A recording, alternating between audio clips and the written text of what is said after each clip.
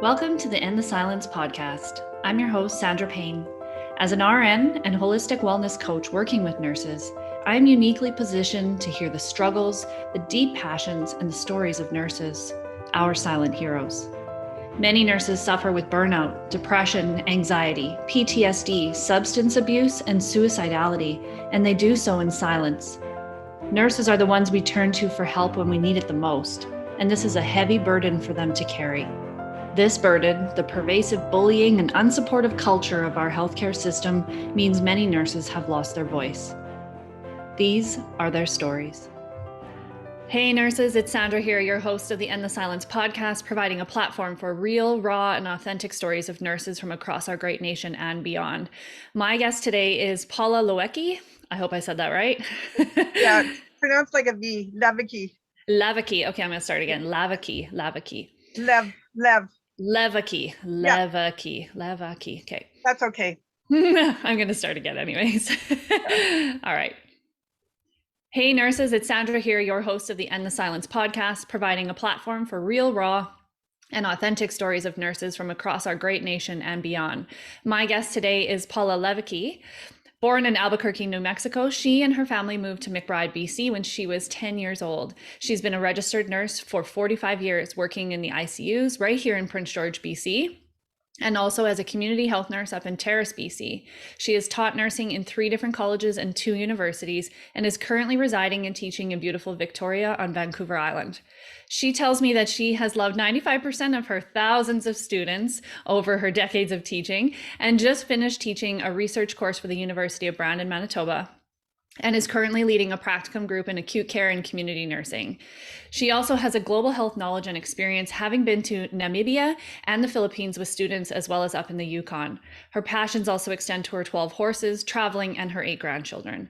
With this wealth of experience and years of participation in the Canadian healthcare system, this is going to be loaded with so much insight and wisdom, and I'm so excited to dive in. Welcome to the podcast, Paula.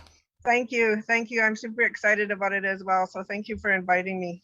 Yes. And I just, I want to dive right in and just start hearing a little bit about you, a little bit more about your story. And, 45 years in nursing, that's a wealth of experience. And, just, I'm sure it's been a roller coaster of things that you have gone through. But I also would imagine that you've noticed some real significant patterns in the healthcare culture. So, but before we even get into that, I want to hear a little bit more about you and your story. Well, I went to Vancouver General School of Nursing. I started in 1973. I graduated in 1976. And at that time, believe it or not, there weren't a lot of jobs. And so, but I was hired as a brand new grad in Prince George, BC, in ICU. And the head nurse at the time, her name was Judy Rothenberger, said to me that she would give me 3 months trial because they had never hired a brand new grad before. And I just thrived in that environment. There was a course that we took right in Prince George Regional Hospital because I'd never been an ICU nurse before. And within 6 months, I was a relief charge nurse, which blows me away right now, thinking that I was 21 years old and already a relief charge nurse in ICU. And at that time, I knew I wanted to do my degree right away because degrees were relatively new. There was one class that had graduated from, or that was in the University of Victoria at the time. UBC had started a bachelor's program, but it was relatively new in Canada. So I actually went back to school in 1977, and I was the second class through at the University of Victoria. Wow. Yeah. And it's making me think of, like, even back then, nursing still had the philosophy of sink or swim. Yes. Right. Yes. With training. You're so true. And you know what? Back then we didn't even question it. It had been part, like at that time at Vancouver General. So I'm sort of a dinosaur here, but at that time at Vancouver General, the whole hospital was run by students. on the units, there was one head nurse and maybe assistant head nurse and an evening supervisor, but students staffed Vancouver General Hospital. It was a huge hospital. And I remember being on a medical floor where junior students did all the care and senior students were the leaders. And so, you know, when I think back about it now, because I've been an instructor for so many years, how scary that was. And like, we got very little supervision. So, you know, after supervising students myself all these years, I wonder, you know, some of the things that happened. And yet, on the whole, I think patients got an amazing good care. So, you know, it's just something to think about, that we've actually, in the last 45 years, come a long way. But you are right, we are still sometimes in that sink or swim culture, especially since for the last few years. Mm-hmm. Yeah. And, you know, I think it's good to always have a healthy dose of a different perspective, right? To be able to look back at that many years ago and see just a glimpse of what it was like. And maybe you can, you know, enlighten us a little bit more about what it was like to be, you know, in that kind of environment. That doesn't, I mean, it doesn't sound to me, you know, I've been a nurse for 15 years and it's like, I have never really felt super supported or resourced, right? So what was it like back then when it sounds like there was significantly less than what we have now? Yes. Back then, in terms of when I was a student, or back then when I came to Prince George to work in intensive care? Yeah, when you were working, I mean, if it trickles Okay, into students, that's fine too. Yeah. sure. Well, I did have an amazing mentor at that time. Her name was Joan Lemke.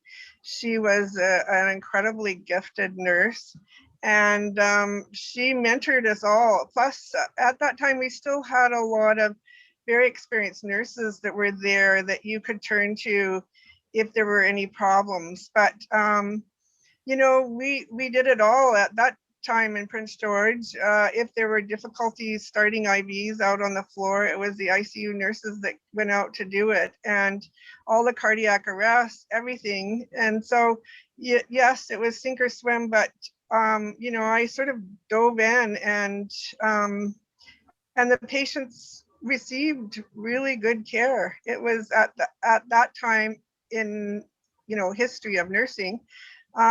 You know, we were one-on-one with patients and they received really excellent care. And we had the support of respiratory techs and, you know, heart monitors. They weren't anywhere as sophisticated as the heart monitors and the technology are today. But for that time in history, I think they received really good care. Mm-hmm. Yeah. Yeah. Can you, you know, I mean, even you saying one to one makes me think of, I mean, that's an indication of maybe why they had so much better care. Not better as in like we're not giving good care now, but the constraints on us to provide the level of care that we really that we're trained for, but also that we desire to give as nurses. Yes. And I'm curious, you know, if you can maybe even help us with some more perspective too of seeing, you know, as you've come through all these years and you know, was there the same level of psychological and moral and kind of traumatic injury that we're seeing today in nurses back then, or what do you see as the I difference? think it's at an all-time high right now. Obviously, I've been doing a lot of advocacy for nurses and speaking out and being interviewed by CTV and other podcasts, as well as this one. And a lot of nurses have been reaching out to me and telling me absolutely horror stories. So as compared to when I graduated and I was a brand new nurse compared to now, I think it's at an all-time low. Like I've heard recently in Victoria over Christmas holidays where there was post-op with acute surgical patients where there were so many sick nurses who called in that it was two nurses to like 25 patients. Like how could you care for two, how could two nurses possibly care for all of these post-op patients. So I personally think now is the worst time. And, you know, recently I've had tons of nurses reach out to me. So these are just two samples where a nurse in mental health was attacked by one of her patients, her clients, and it was in acute care, acute mental health. And because there weren't enough security guards and there weren't enough staff on the unit, by the time people got there to help her, she received a very severe head trauma. Mm. So in answer to your question, I think we were better staffed in 1976, 77, and through those years, even into the 80s. And even into the 90s and the beginning of the 2000s, I just really feel that staffing is at an all-time crisis now. Mm-hmm. Yeah. And, a lot of what I talk about is this, psychological, moral injury. But do you see, is there something else that's happening that has led us to this, that has, kind of put us in this really critical place? I mean, we are in a crisis right now. We can't dance around that. And your perspective in saying that this is the all-time low of the profession, or high as far as our rates of nurses who are off or who are sick, injured, or leaving altogether. Yeah. Is there what else do you see is happening? Well, what is really heartbreaking for me is, because I've literally had thousands of students, the last 25 years or so I've been in Victoria.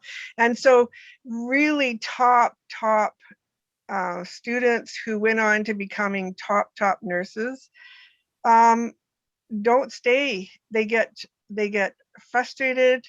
They get, as you said, morally distressed because they cannot give the care that is required and that they've been, taught, and the critical thinking that they've learned. And so they leave instead of stay. And so unless they are the only wage earner in their family, so that they cannot leave, those people are caught more in a web of making sure that their family is provided for. But I have a lot of nurses that have reached out to me, and over the years, working on a lot of the units, some of the really amazing nurses that have left is just heartbreaking. And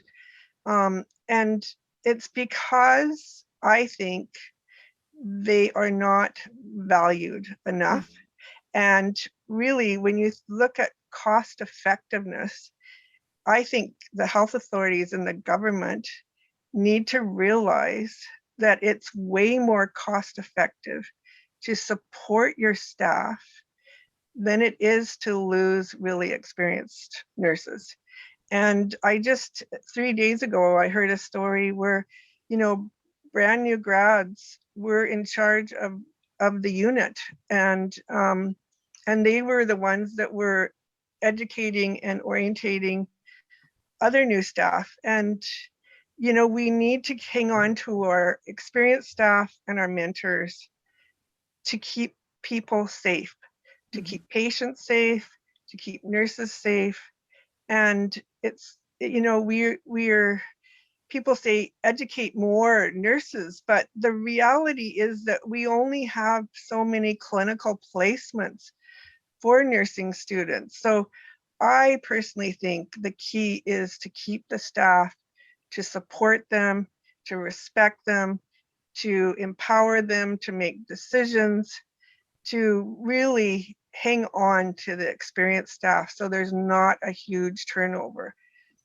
I can go on to a unit, and in about 2 hours, I can see what kind of leadership there is.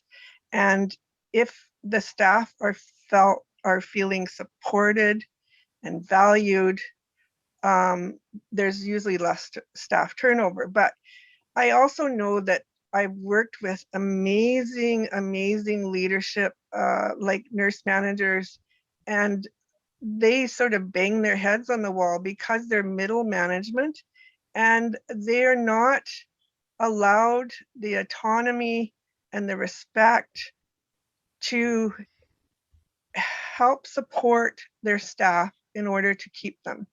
So I think leadership needs to change, administration needs to start valuing all nurses at all levels, and especially at the bedside.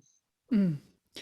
Yeah, it's one point I want to make back to what you were saying about supporting the ones that are here, right? Like how they're saying educate more nurses. It's the whole recruitment and retention, right? And I made a post last summer, and it kind of went wild with attention, and it was really about like do we need more nurses, or do we just need to focus our attention on supporting the nurses that are here so that we don't lose them? Because is there really a shortage of nurses, or is there a shortage of nurses willing to sacrifice their lives anymore for this job? And that's where I kind of get, I get quite emotional, because it's, in the work I do, I see it every day, and I'm sure you're seeing it every day too. Just the struggle, the heaviness, the pain, and the suffering that is happening right now is, it's huge and it's overwhelming. As we kind of sit right now, and you're talking about all these levels of, management and leadership and executive and administration, really it's the entire system, right? We are the workers of the system, and we are suffering, which is how it goes in any system, right? If the system is not functioning optimally. And what I have noticed over the last 2 years is really a dismantling of our system, and I see it coming down, and I'm not sure. That creates a whole lot of uncertainty and fear for people too. So yeah, what's your sort of your experience, or what you're witnessing as far as, what's happening in our system right now? Well, it's very frightening. I think if things don't turn around, our whole healthcare system, especially in British Columbia, because I think it's worse in British Columbia. I think it's bad everywhere because, in the US and back east and Ontario, like I hear a lot of the very same stories over and over. But I think in British Columbia, for the last 20 years, it has been on a downhill slide, and the issues were never addressed. And so that's why we're not only seeing nurses leave in droves, but we are seeing doctors leave in droves. I just saw an article just a couple days ago where there's 900,000 people in British Columbia without family doctors. I know for a fact there's 100,000 in Victoria, where I live. And so people are not getting care. They're not getting follow-ups. They're, traditionally doctors would see you through your lifetime. They would help you deliver your babies, and, they would be there through your lifetime. But now doctors don't want to stay anymore for a variety of reasons. And nurses are also leaving in droves. But I hear, because when I was interviewed on CTV, the CTV reporter actually questioned that the Minister of Health, and he's in denial about how bad it is. He said either that or the health authorities are not telling him how bad it is, because it's a mess out there, and our whole system is going to crash. Yeah. So that's just my perspective. I think it's scary.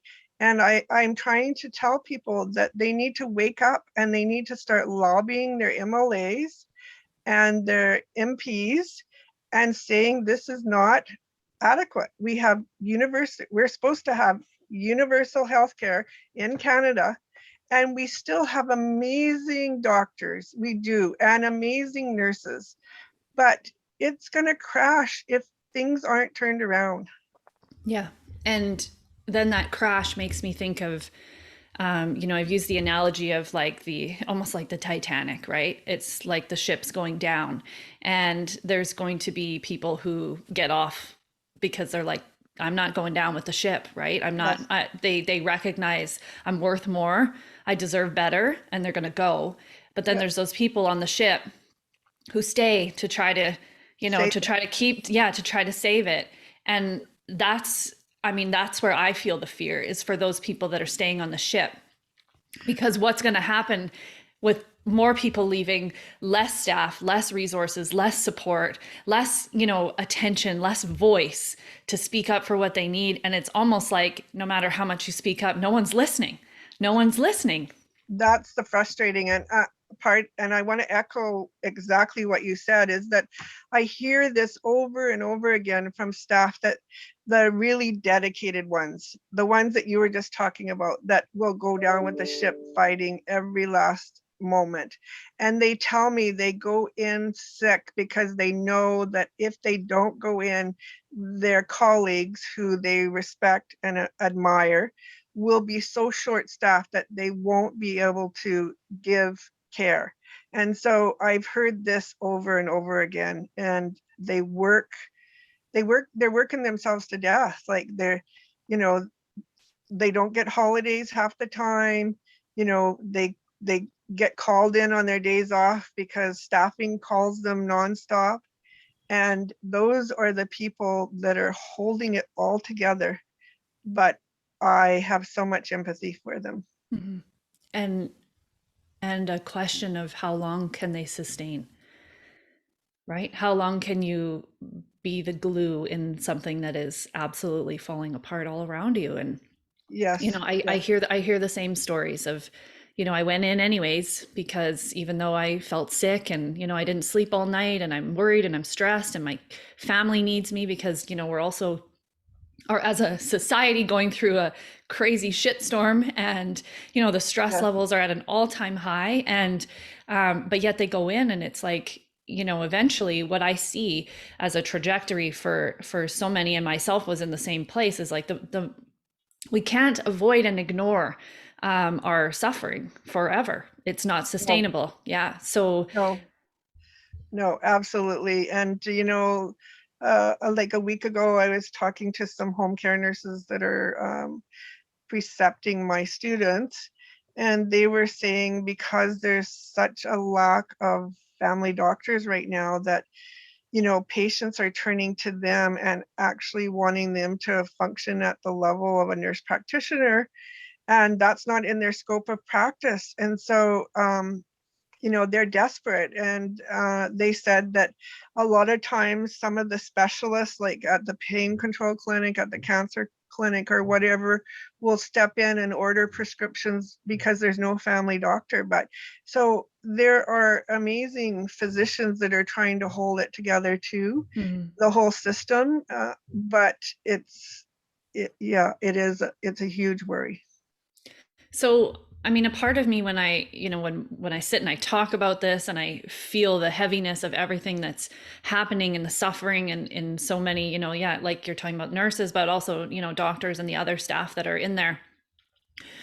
There's parts of me that are like, this feels hopeless. And I can't deny that part because it's definitely speaking.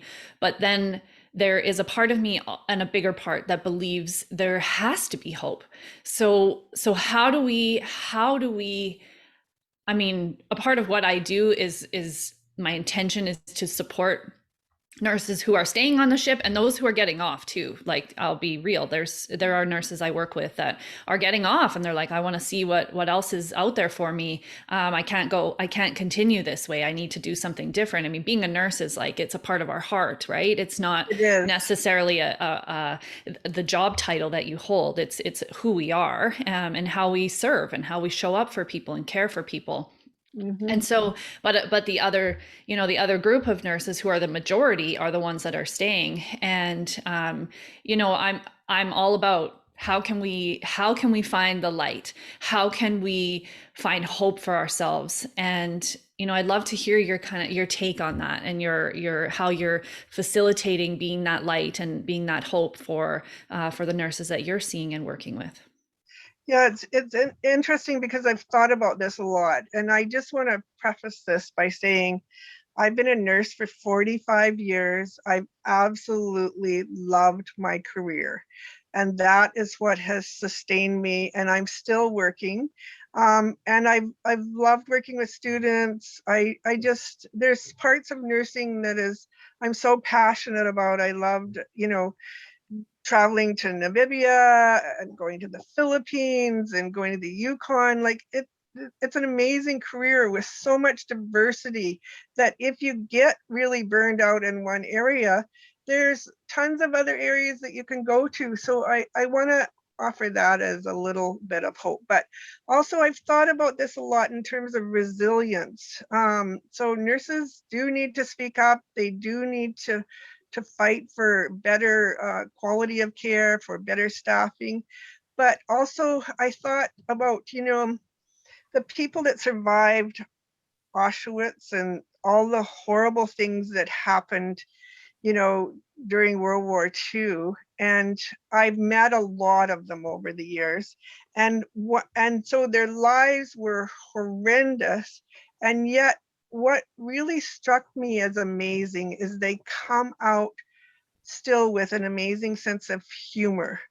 And I think that this is something that could be helpful for everybody, is to find that thing that gives you light and love. And even though you're going through really horrendous hard times, to hang on to the part that gives you light and love and hope.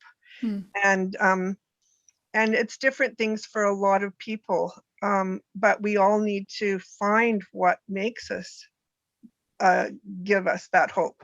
For me, it's my grandchildren. I mean, they are the light of my lives. And, every day, I just had my 2-year-old granddaughter, and everything she says, she just lights up a room. And for me also is my horses.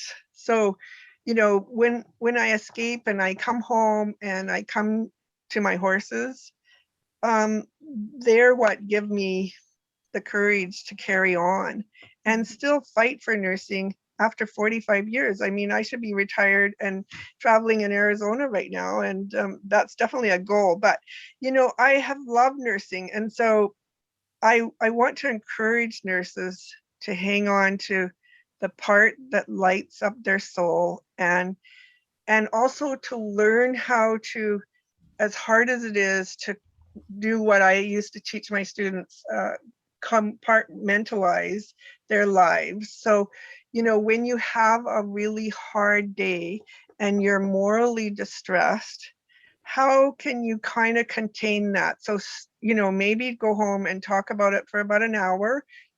I know you can't talk about anything confidential, but then shut that door and contain it, and then go on with the rest of your life, because you can't let it control every moment of your life, or it will destroy you. Mm-hmm. Yeah. There's so many things that were just pinging in my mind as you were talking. And first of all, there's a book that was, and you may have heard of it, that was written by a survivor of the Holocaust, and it's called A Man's Search for Meaning by Viktor Frankl. And it's, I think, a very powerful book that would align a lot with what nurses specifically, what we're going through, because it was the darkest of dark time, and they came out of that awful, life-threatening, huge amounts of fear and terror, with a whole new perspective. And I think it trickles into what you're talking about finding the pieces that keep you feeling whole, that keep you aligned with your light and love.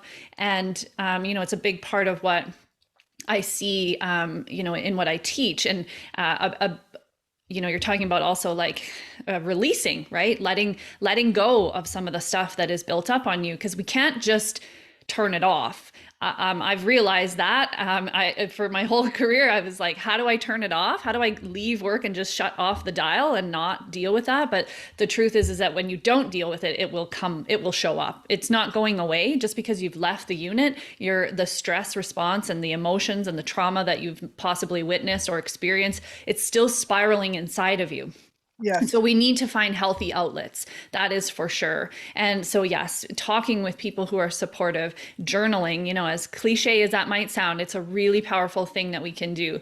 Making space for ourselves, right? So for refueling and just, whether it's doing meditation or it's going for a walk in the woods by yourself, or it's just sitting and reading a book and drinking tea, or it's going, to do something enjoyable and fun for yourself, just prioritizing ourselves when we are Yes. outside of that environment. And I could go on so many different trails with all of the different tools that I teach people and practices and ways that we can build that resilience, as much as I don't like even using that word because it's become so loaded with shame, really. And Yes. so yeah, Yeah. so I don't like to use the word, but at the same time, that we all understand what that means.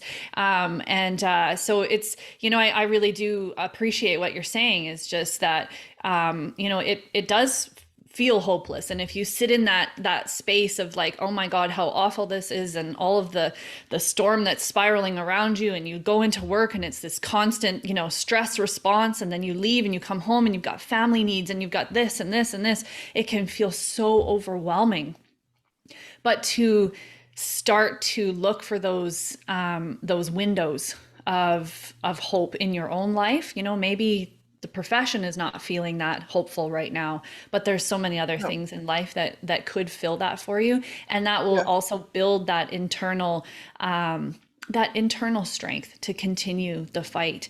And that's what I hear you saying, that, is a lot of what you've done too. And I want to give you a chance too to share with us, a little more about that, the reason that everybody keeps going back, right? The people that are still there on the ship, right? And you that are still on the ship, like that are willing to fight, that are willing to stay. What keeps us coming back? What has kept you coming back all these years? Well, as I said before, I love nursing. I love students. I love working with staff.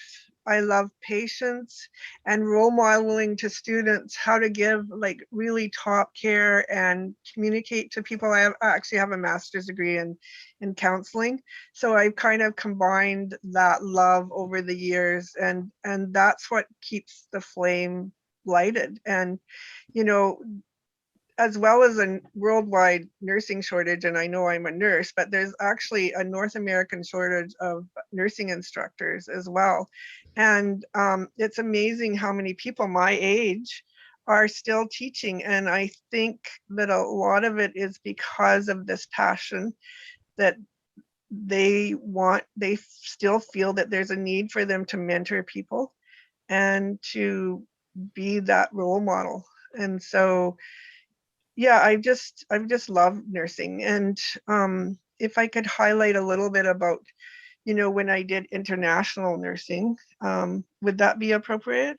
Oh, for sure. Please share Okay. anything. Yeah. So one thing, and I know this might sound a little judgmental, so I apologize if it does, but when I it was actually a colleague of mine, her name is Eileen Green, and she went to look for opportunities to set up um, global health experiences.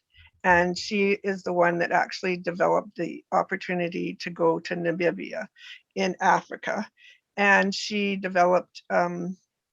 still feeds people there. So when she went looking, she contacted the University of Namibia, and through that was able to set up the opportunity for nursing students to go there through Camosun College and also through the University of Victoria. Unfortunately, because of COVID, that is all shut down. And I hope it will start again. But when I went there, and we went with 8 student nurses, there about half of them, 4 were second year students, and 4 were first year students. And before we went, like these students were into like designer clothes. They just thought that if they didn't wear Lululemon or have name brand clothes, that the world would end. And when we got to Namibia, we had taken 11 suitcases full of supplies. So we took surgical supply, dressings and all kinds of stuff with us.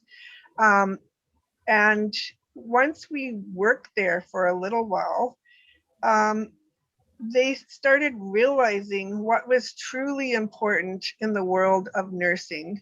And it was love and compassion and many, many other things that they realized that when people in Namibia line up for days to get vaccinations for their children, as compared to Canada, where we take it all for granted because we've grown up and your generation has always grown up and they've had vaccines. And they also would line up for days to get into the HIV clinic to get HIV antiretroviral drugs. And the people there, the Namibian people, don't take anything for granted because they have to fight for everything. They have to fight for, their children's health. Many, many children die in Namibia. It's getting better, but maybe not since COVID, but it was starting to turn around a bit. But we were in a very impoverished hospital, and the town of Windhoek was a German colony, and it's like downtown Victoria, and it was a huge sophisticated banking system and everything with paved roads and lights and everything. And then you go 20 minutes out of Namibia, and there's hundreds of thousands of corrugated huts with no running water, maybe one bathroom for 50 homes. And you see the children there playing with like plastic garbage bags because they don't have toys and they don't have anything. And it really made these students realize what is important in life. And it's, friends and family and significant others and so many things that in Canada, just by being born in Canada, we won the lottery. We won a lottery by being born in Canada. And I just want to share one more experience. We did a healthcare assessment day with 160 children that were being fed at my friend's school, and that she's provided food for. And we set up stations with these first and second year students, and the second year students had to take the lead. And then each station had there was another 3 instructors. There was 2 from UVic and myself. At that time I was working at Camosun. And so we did stations looking at systems. So we would have a neurological station, a cardiovascular station, an integument, GI station. We sort of and the little children, they varied in age from like 2 up to about 12 or 13. Went through all these stations and we assessed them. And then based on that, there were 16 children that we deemed really critically ill.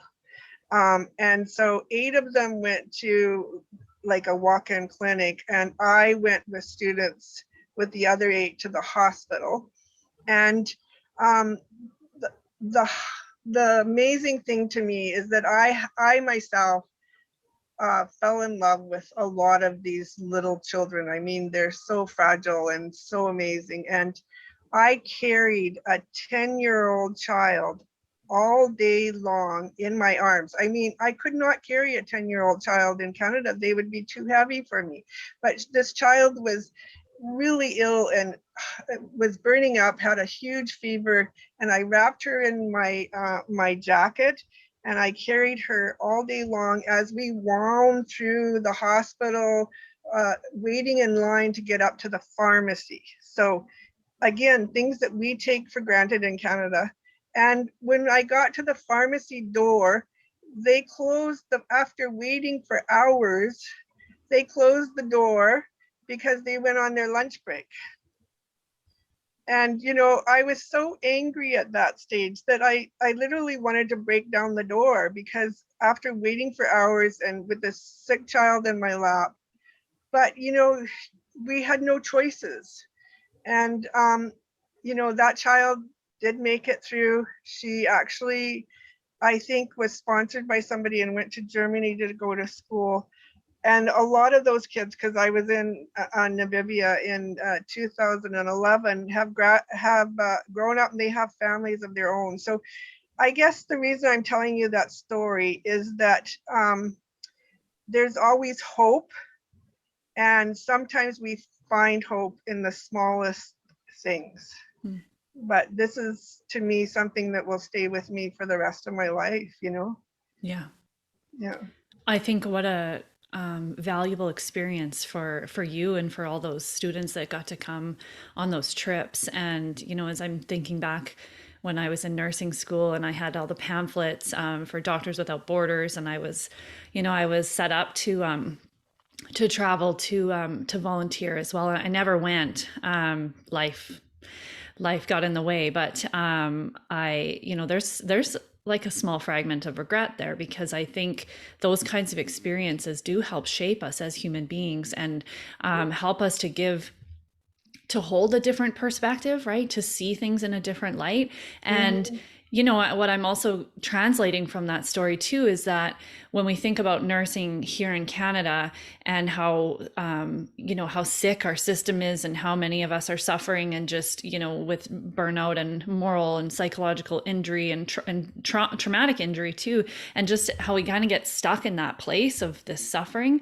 But that a part of maybe finding some hope is really spending some time reconnecting with why did we get into this? Why do we want to stay? Why are we putting ourselves in these positions to keep coming back, and to really connect with that? You know, I talk in my program about the concept of dharma, and how we, you know, it's a pretty global concept, but it's also about tapping into those passions of ours, and, you know, our unique desires for how we want to serve and support and show up and be in the world. Yes. And I think so many nurses, you know, if we sat down and really spent time digging into that and thinking about it, of course there would be, you know, a volcano of other stuff that would come up, but maybe beneath all of the rubble is that truth of why we're in this job and why we keep coming back to it. And I do believe that, you know, connecting with that is going to spark hope, and a light for some of these nurses to follow, because we're not through it yet.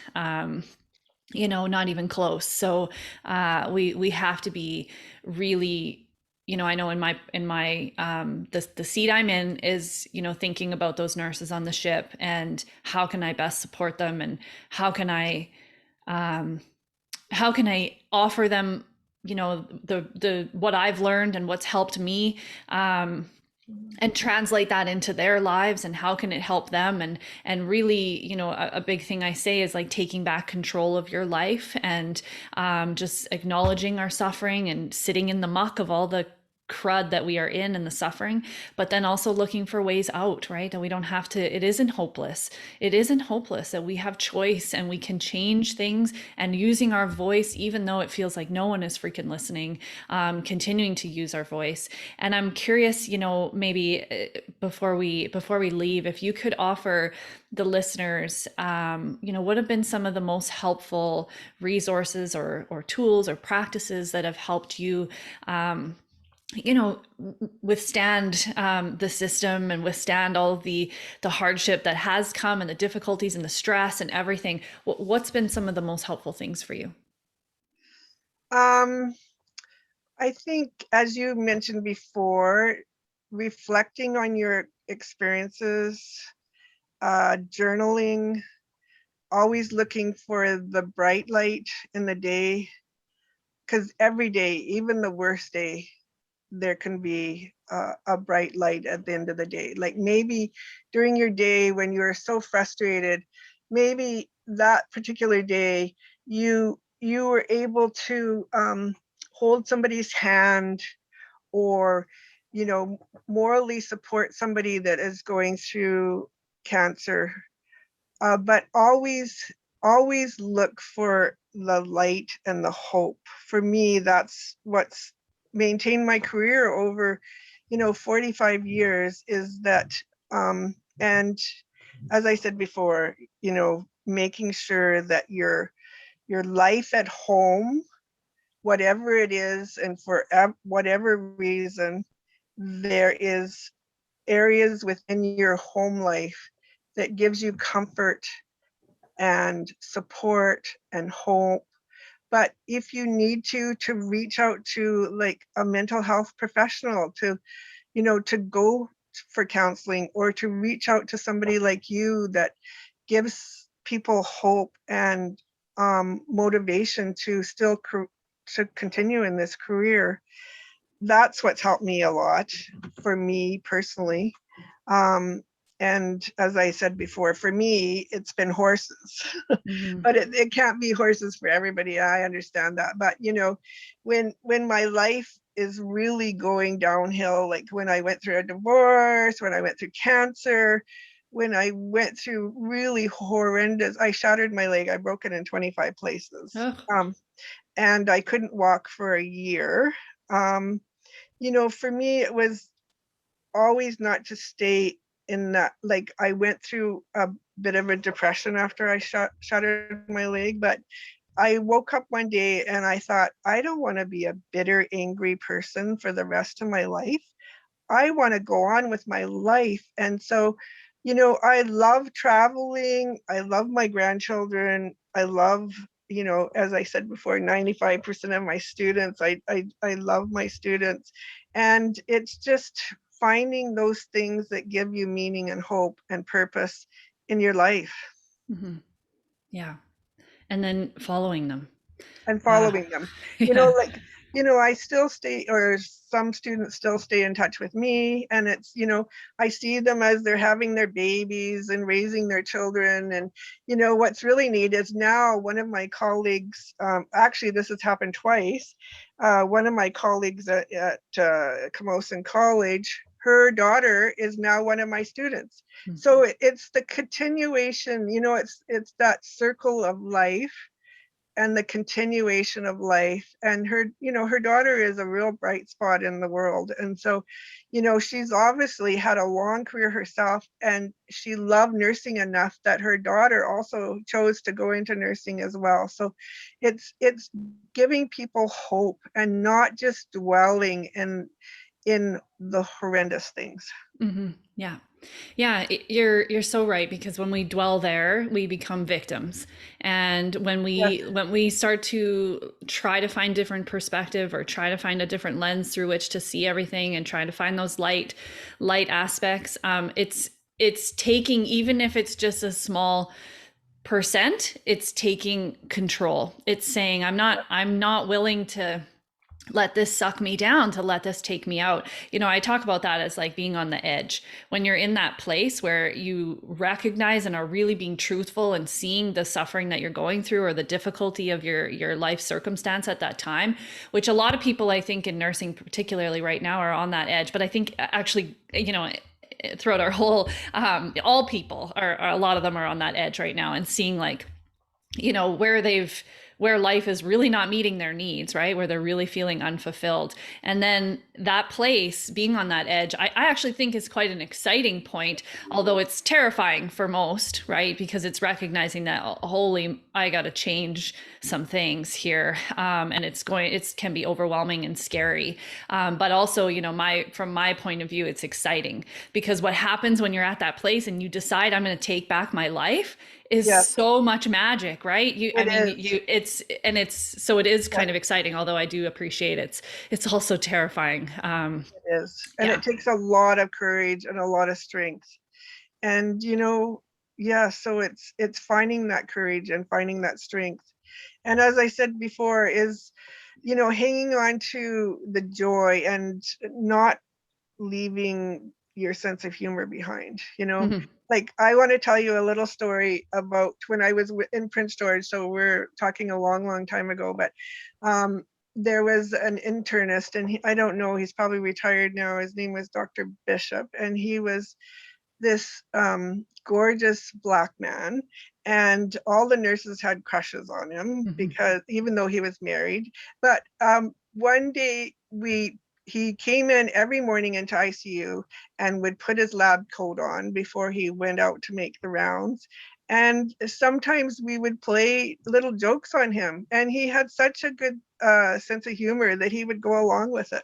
And so we would put stuff on the back of his lab coat, like a smiley sign, or or something that he didn't even realize was on there, and he would make the rounds all day with this smiley sign on his back. But so doing humorous things that is not hurtful to people, really. And nurses traditionally have had amazing senses of humor. Like I remember back to when I was a student at Vancouver General, and we all lived there in the residence back in those days, which we still have reunions. I still am in contact with all of my classmates. So I think that is one of the benefits that maybe I had over other generations that have come, is that we lived together for 3 years. So we became really good friends. But one thing that we would do is when people went away on holidays, is we would sometimes take all of their furniture out of their dorm room and hide it. And so they'd come back and there'd be no furniture in their room. And we just thought this was hilarious. And then everybody would laugh and we'd get on with our day. But, like still connecting with that sense of being a child, I guess, but having a sense of humor and doing things that are fun, that make you giggle and laugh, but that is not hurtful or harmful to anybody. Yeah. It's like not taking everything so serious, because Yes. everything is so freaking serious. And we've talked, in past episodes, we've talked a lot. Like humor tends to come up in every conversation, actually, because I think, and it's even in literature, right? Talking about the inherent sense of humor and that natural resilience that so many nurses hold. As dark and as black as that humor can get sometimes, it's so important. But I wonder if right now too we've kind of lost that, because it's so Yes. heavy, right? So if there is Yeah. little ways that we can bring back some laughter and some light into these really dark, dense, heavy Yes. workplaces and scenarios, I mean, it would make a huge difference. I've talked about dance too, and like how I could imagine, this unit that is where the nurses are dancing as they come onto shift and they're dancing as they leave shift. Like if That you would could, right? Like, that would be amazing, I think. yeah, Amazing. Yeah. yeah. It's just when you're in that overwhelm, it's like it's so hard to find a spark to do anything, even though it will help. I just, I always like, you got to claw your way to it sometimes, because you're worth it, because you Mhm. deserve to feel something different. And we're talking about like what we were talking about before of like, turning off work. Well, that's a great way to make that transition, right? Is to have a little dance party, And maybe spend, dancing on the way out. Yeah. yeah, it's 5 minutes in your car where you just Yeah. breathe and feel, and then do some journaling, and then set some affirmations, and then go home. I mean, it doesn't Yeah. have to be a much bigger process than that, but and getting some hugs when you get home too. Those are really important also, like Yes. coming home to a place that feels safe for you. And you can find that, on your floor too, like your Yes. colleagues that, giving really long, obnoxiously long hugs are super, super powerful for sending messages to our body that we're safe. Because when Yeah. we're at work and we're on and we're in that, stress response all day long, 12 hours going, and then all of a sudden we're supposed to just turn it off and go home and be just relaxed and present with our families, and that's not realistic. There No. has to be a transition in there. So Yeah. yeah, so many amazing nuggets. I'm Can sure, I yeah. share one more experience with you? Oh Because my gosh, what please. you Yeah. just said triggered me. But on one of the medical floors that I go to, and actually, I don't know if they're still there, but at one time, the nurse manager, the clinical nurse educator, and the clinical nurse leader were all ex-students of mine. And it was an amazing place to take students to, because I had instant credibility. Like when you go to a new unit and you're an instructor that's not known, you have to sort of prove your worth, which is challenging in itself. But anyway, I had credibility. But I remember one time, and this was actually a year ago, so it's during the pandemic, a pediatric nurse was diverted to this very acute medical floor. and she came on the unit and she was so stressed and on the verge of tears. And the highlight and the role modeling for students is what I'm going to share with you today, because the clinical nurse leader came up to this nurse, put her arm around her and said, "Do not worry. We won't get you to do anything right now except for answer the call bells. Will you be okay if you just answer the call bells? We won't give you a patient load right now because I know you're feeling overwhelmed, and I want you to know that I'm going to support you and I'm going to hold you by the hand every step of the way." And what the students said to me is they could see the stress go out of that nurse's face and her level of relaxation, knowing that she was being supported in her moment of stress, and that they weren't going to expect anything of her other than what she was capable of giving at that moment. Just lightened her load, and they said the rest of the day went amazing. It's just highlighting the beauty of humanity right there. Yes, Yeah. yes. And it's Yeah. not anymore. It's not any more than that people need, right? To Yes. just to feel heard, to feel seen, to feel, supported. It's And not judged, and not judged. Yeah. I don't think nurses are asking for any more than that. And No. yeah. So this has been such a ride having this conversation with you. I have really enjoyed it, and I'm sure we could talk for another couple hours about, stories and everything that would come out. And I'm curious if there's anything you want to leave us with before we go. No, that's mainly it. Just to take your career, to take charge of your career, to love your career, and to find the light. Mm-hmm. Yeah. As simple as that sounds, right? Yeah. Yeah.